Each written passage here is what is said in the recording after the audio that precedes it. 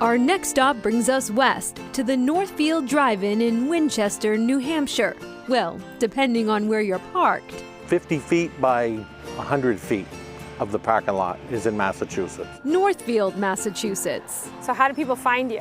Everybody knows where the Northfield Drive-In Theater is. So let's just say off of Route 63.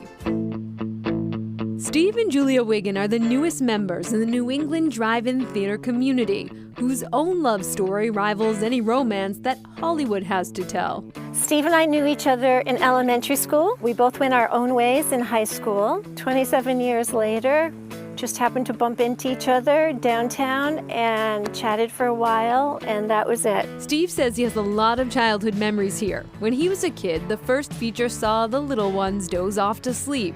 The second was for the adult audience. I know there was a cartoon movie playing first, but I remember The Godfather playing. I remember poking my head up when the horse's head was on the bed, and my father pushed my head back down in the back seat.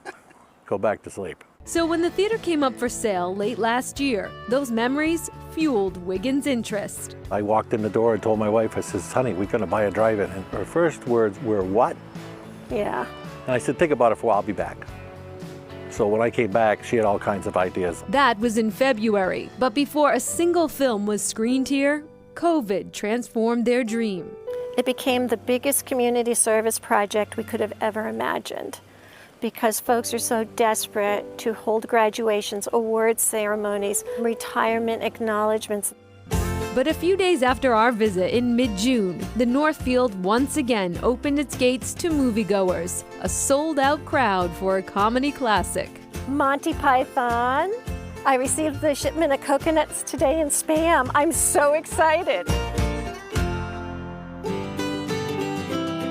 Across another state line, about 100 miles north, we find one of those idyllic scenes that hugs many a back road in Vermont. Since '97, we've been farming. Yep. Peter Trapp spends his days baling hay and raising Black Angus cows, and his nights. You have the drive-in at night, so how does that work? It's tricky. It's like with the haying. You got to just do a little bit, Yeah. because you got to get to the drive-in. Usually we're there by 6 o'clock. It's a curious combination. So how did Farmer Trapp go from the tractor to the projector at the Fairleigh Drive-In Theater?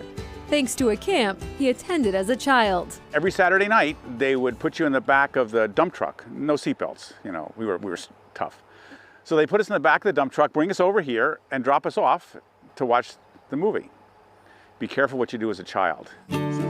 Chronicle first met Peter Trapp in 1999 when my colleague Ten Breinstein visited the Fairleigh Drive-In when Hollywood pressures were threatening to shut it down, in need of a digital projector to the tune of $100,000. The community stepped in. People from California all over that have been to the drive-in and want to see it stay open. Fairleigh is one of only a unique few drive-ins where you can get a movie and a motel room. But might we suggest that you don't judge a book by its cover? The window's just big enough to get a good look of the screen, right? Yep, and then people spin the bed around, so we have to put little coasters on it. It's just a sample for more than The speakers right in the wall. This is an upgrade from the sleeping bag, or is it not? Yeah.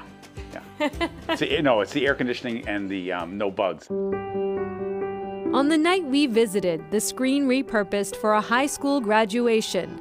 Like many, the Fairleigh is adjusting. They're not coming to see the movies because they can get it on Netflix or wait for it to come out on TV. But it is the ability for parents, grandparents, grandchildren to hang out together.